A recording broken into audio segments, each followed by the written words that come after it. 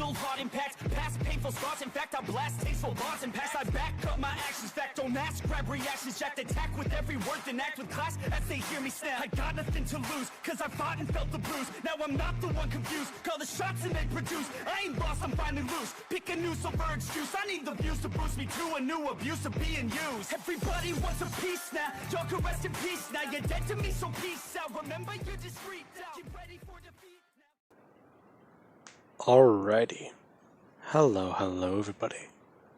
This is Q's show here. And now, whenever we last left off with this series, we had Izuku Midoriya and Bakugo Katsuki. Now, Izuku Midoriya has found the Guyver suit, and after Bakugo was attacked by Zoonoids, they went to the hospital. They used the excuse of a previous villain attack that occurred earlier that day to cover Bakugo's injuries, and were able to get away with it. Afterwards, the company that found the Guyver suit, they were looking into it. They interviewed Izuku Midoriya, and they asked him a question. Bakugo was able to help cover Midoriya's, lie, as to allow them to get away with it. And Midoriya, he began to study the suit more. And he's beginning to understand more and more of its capabilities. Now, with that being said, Midoriya, they have discovered the Mega Smashers. And we do actually have Midoriya, he's at least discovered the suit can hover. Now, later that night, Izuku Midoriya, he took the Guyver suit and went to the roof of his apartment building, as he was very interested in what this was, as he would say what he would need to summon the suit, as it would do so. Now, as the suit does appear around Midoriya, he does inspect it and look at his body. Midoriya, he feels better. He already knows for a fact that this thing, it does have some pretty impressive weaponry on it. As Midoriya, he does go to press down on the control medal on his belt. Now, as Midoriya does do that, he does begin to hover into the air. As Midoriya, he does find this to be quite fascinating. Now, Midoriya, he does test the hovering capabilities of the suit on the roof of his building. Him trying to get accustomed to it. He was finding it hard at first. However, inside of his home, he was able to use 2 chairs to at least try and get the hang of balancing and finding his center of gravity. Now, it's basically like if you were to be brand new at roller skating, you're holding on against a rail. That's the best analogy I can give you. Now, Midoriya, he's beginning to understand the flight patterns and capabilities the suit does have. Since Midoriya, he can now at least lean forwards and move better, as he also does try and test how fast the suit can move. Now, we do have for Midoriya, he is hovering directly by the wall, and he is thinking. Okay, so far he knows the suit goes pretty far and pretty fast. Along with that, as much as he knows, this doesn't have a time limit, does it? Now, Midoriya, he does try to ask the suit if it does have a time limit or a power source, thinking that the suit might respond. However, it doesn't. Now, Midoriya does find that strange, but at the same time he has a funny feeling. The suit, he doesn't think it's going to run out of power, and for some reason he knows it's not. That doesn't make sense. In fact, it's kind of strange. How does he know that? This doesn't make sense. Okay, well, now, but the way he does think, okay, him actually going to land on the ground, as he does get into a running stance with the suit as he does take off running. Midoriya finds that he's already increased in speed a lot. Before he knew it, he was already right there at the wall whenever he looked down at his feet. Midoriya busting straight through the cement, as he does go flying down towards the ground, and he is panicking. As Midoriya, he does look down and slam onto the belt. Now, as it does happen, Midoriya, he does feel the suit begin to at least try to balance him out. Midoriya's body, it flips over, and Midoriya, he does get his feet underneath him.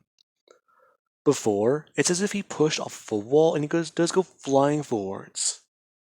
Now, Midoriya, he's using the suit to fly, and he's panicking a lot.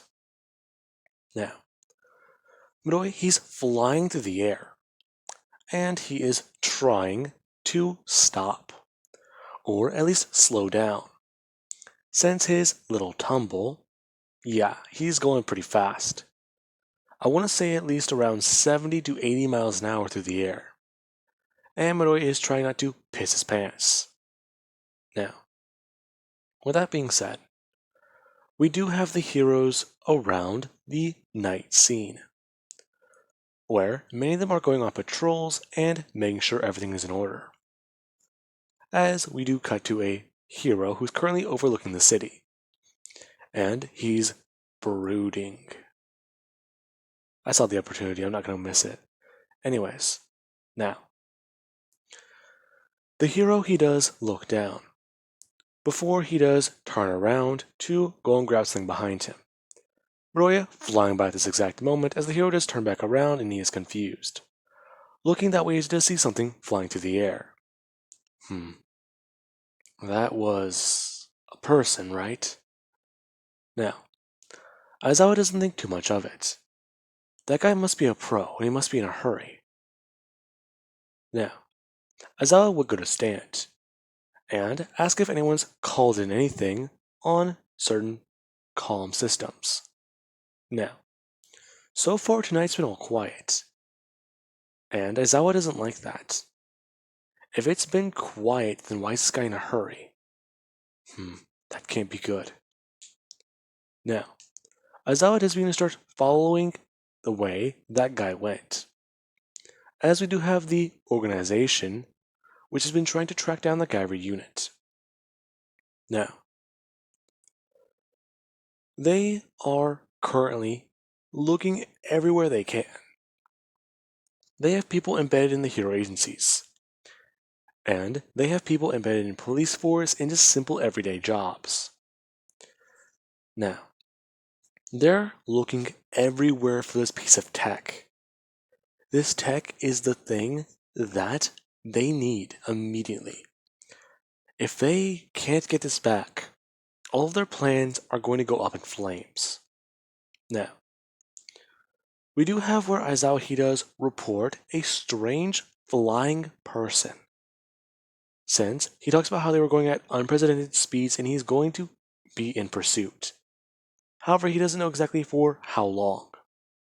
Now, we do cut back over to Midoriya, who he's already flown 5 miles straight at this point, and he does not know how to turn.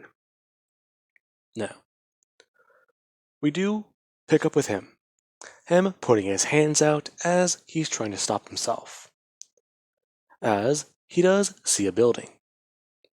That's not good. Now, Midoriya brings his arms up to defend himself as he does smash right through the wall and then through another one. And he does finally at least come to a stop. Midoriya going to stand up as he would look around, finding that there's nobody here. Oh, thank God. Okay. That's not what I was trying to do. Shit, I need to get home. Now, Midoriya would turn around as he does go to exit where he entered. As we do have where another pro hero, they do ask Izuku if he's busy tonight. Now, Midoriya, he would look, as he does turn to his right to see a pro hero floating there. Hmm? Uh, okay. I know how this looks. Hmm? You know how it looks? It looks pretty bad. I understand that, but listen to me. This is all just a big misunderstanding. Hmm? Is it now? Do you mind explaining to me what happened? Well, sure, it's just in police custody, I mind you. Now, Midori he is trying to think. This guy. Wait a minute. Shit, this is the pro hero Hawks, isn't it? Mr. Hawks, it's just Mr. Hawks? Okay. Listen, man, take off that helmet and talk to me, face to face. There's sort of a problem. I can't. Hmm? Can't or won't? I can't. Now, Midoriya he does try to talk and explain to Hawks that this is something strange. He doesn't know. Now, Midoriya he does go to jump down. As whenever Midoriya he does get lower and lower to the ground, Hawks he does try to sweep in with his feathers to save him. Midoriya feeling the feathers on his back as he's getting pulled back upwards. Midoriya activating the belt once again, as whenever Hawks had Midoriya shoot up, Midoriya went up way too high. Now, we do then have where Midoriya turned off the belt and Hawks he let go of his quirk, since he thought it was malfunctioning. As Midoriya he does crash land at least a block and a half away from the original location. Now, Midoriya he does go to sit up, as he does look up and then look where he landed. A construction site. Great, he's got metal beams everywhere. Ow. Okay, that hurt. Midoriya going to stand up. As Hawks, he does make his presence known to Midoriya once again. So, that was interesting. You flew up pretty high, are you okay? I don't know, my back hurts a lot. Not surprised, I'm pretty sure you just fell from 900 feet. Oh, that would explain that. Well, the fact that you're not bleeding or complaining is surprising enough. Now, turn yourself in and come with me. That being what Hawk says he does, attempt to remove the Guyver helmet with his feathers. The moment he does so, he does find that it doesn't budge. Him trying to pull the helmet more and more. Now, at this point, Zoanoids, they are already on the case. And they are going to be sneaking up behind Hawks and Midoriya. Midoriya trying to grab the feathers and explain to him that the helmet doesn't come off. Now, Hawks is getting annoyed, as he does say that he's going to report Midoriya as a villain. Now, we do then have where the Zoanoids, they do attempt to attack Hawks. Midoriya, seeing that he does, immediately go on the offensive. Now, Midoriya he does go to punch one of the Zoanoids with his right arm. Midoriya actually doing so, as whenever he does punch them, the blade directly by his arm, it does activate. And Midoriya he does slice the person in two. Hawks caught off guard, as Midoriya he does look at the situation now. Oh shit. Okay, now I'm definitely reporting you. This being with the other Zoanoid, it does tell Hawks that he's not reporting shit. Now, the Zoanoid does go to reach out with tendrils to attack Hawks. As Midoriya, he does do one thing. He jumps in front of the way and does attempt to try and slash these with his blades. As he does so, Hawks does watch these things hit the ground and then begin to start bubbling and dissolve, as if some sort of, well, sea creature or something with a lot of salt in it. Now, or sea water, I mean. Now, Hawks is disgusted and weirded out by it, looking down at where the other thing was. Okay, what the hell is this? These are complicated. I bet. Now, Midoriya is trying to think of something.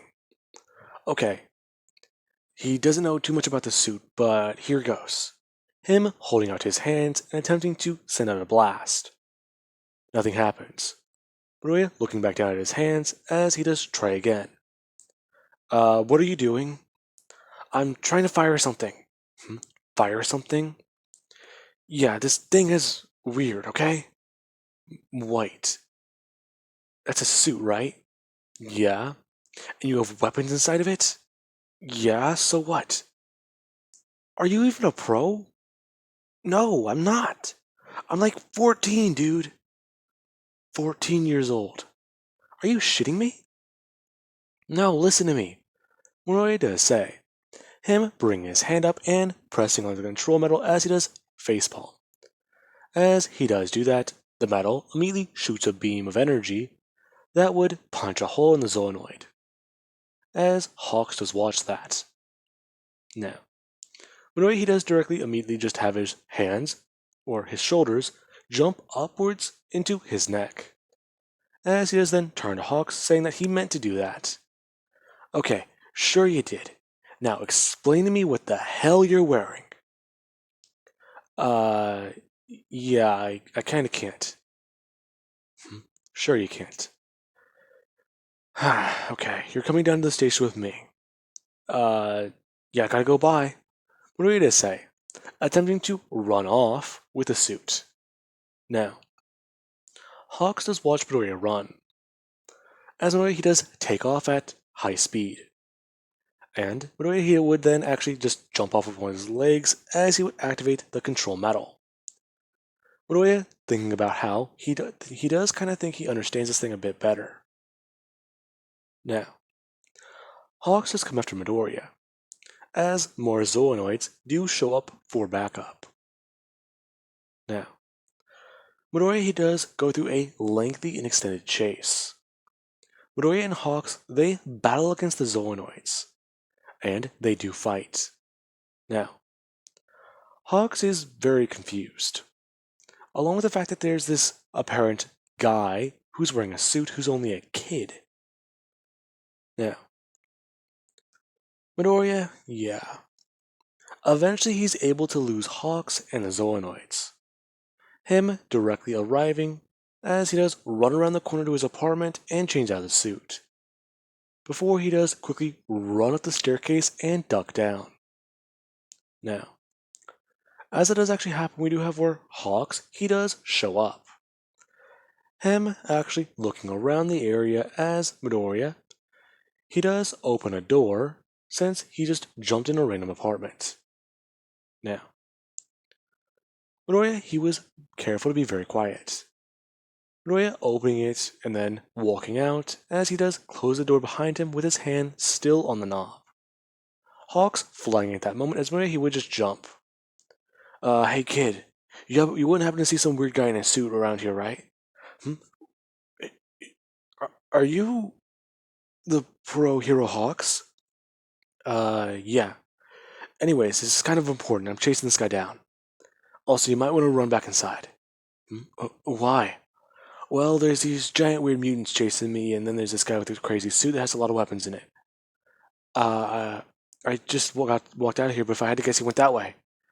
Good enough. Hawks flying away. Midoriya ducking down as Zoanoids, they do fly by. Now, Midoriya, he does run back upstairs to his apartment, and then go into his room. As Midoriya, he has his heart pounding. Okay, apparently this thing has some sort of head ray beam or something. And these things on his arms aren't just for show. They're actual bladed weapons. Oh, that's just great.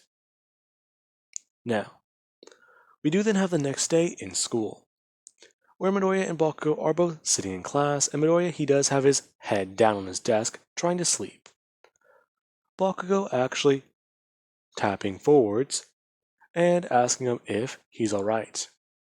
Are you awake? Oh, Midoriya does say, him going to actually bring his face off of the desk and out of the puddle of drool. Oh, sorry. I was up all night last night. Were you working on that thing? No. Actually, I got into a bit of a, problem last night. Mhm. Oh, really? Yeah. It's a lot. I'll explain it to you later. Now, with that, okay, I thought I was not recording for a second. Anyways, now, with that being said, Midoriya after school, him and Bakugo are on the way home, as he does try to explain to Bakugo. Before the two, or Bakugo at least, he does stop directly in front of a store that does have TVs in it. Midoriya turning his head to see the report on the TV. As you do have the Pro Hero Hawks, and, well, a few other things on the news reports. As there's a roughly drawn sketch of the Guyver suit. Midoriya looking at that as he does just think for a minute. Fuck. No, shit. This is not happening. Bakugo turning directly to Midoriya and grabbing him by his shirt. What did you do, you idiot? Now, a lot of people, they do stare directly at these two. As Midoriya, he does try to think very quickly. Bakugo shaking him more, saying, he destroyed his All Might figurine. There was a limited edition figurine. Now, everyone does go back to their daily lives. As Midoriya, he does smack Bakugo, saying that he's gonna let that slide. Please, Bakugo says, rubbing his cheek, saying he's gonna need a lot of more information. When they get back, he's telling him everything. Alright, fine. Now, with that being said, I do hope you guys enjoyed, and have an amazing night. Catch you guys in the next part.